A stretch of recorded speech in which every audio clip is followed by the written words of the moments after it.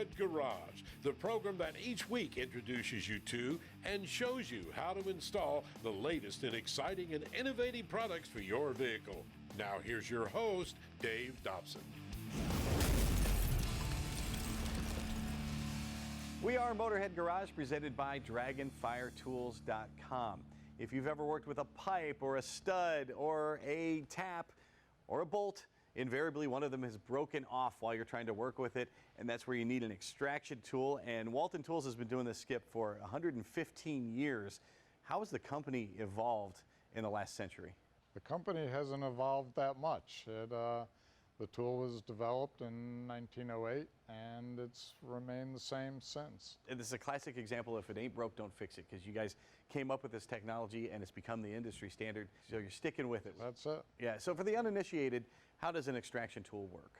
A tap cuts threads in metal, and from time to time they break, and when they do, the tap extractor, the fingers of the extractor go into the flutes of the broken tap, put a wrench on it, and it rotates the broken tap out backwards.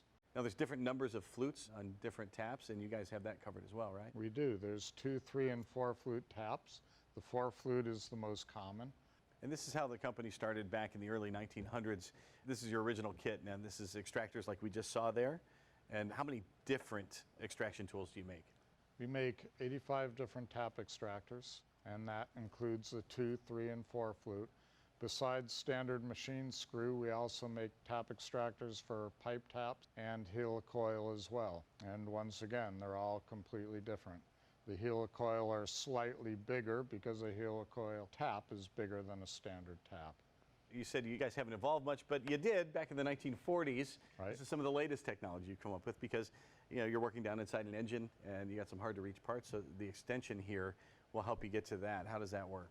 This is our tap extension, and the tap goes in. It is held in place by 2 90-degree socket set screws, and it's used for getting into hard-to-reach places in an engine compartment or around some other part that's in the way.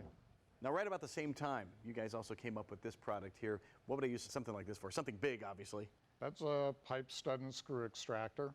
That particular one would be for a 2-inch pipe or up to a 3.5-inch stud or bolt. You'd obviously have to drill a very big hole to put that in. No doubt. But the smallest one is for a 3/8 stud or a 1/8 pipe, and the size range goes all the way in between up to 2-inch pipe and 3.5-inch stud. So obviously the threads are reversed on this, and you're able to use a wrench and pull it out the other way. Yeah. Now let's see how easy it is to use a tool from Walton Tools here. This is a manifold from a Ford flathead, and you were changing out the carburetor and something went wrong. What was the problem? The stud broke, and I had to remove the stud and then rechase the threads just to make sure that the new stud was going to go in, and put the tap in, and it broke.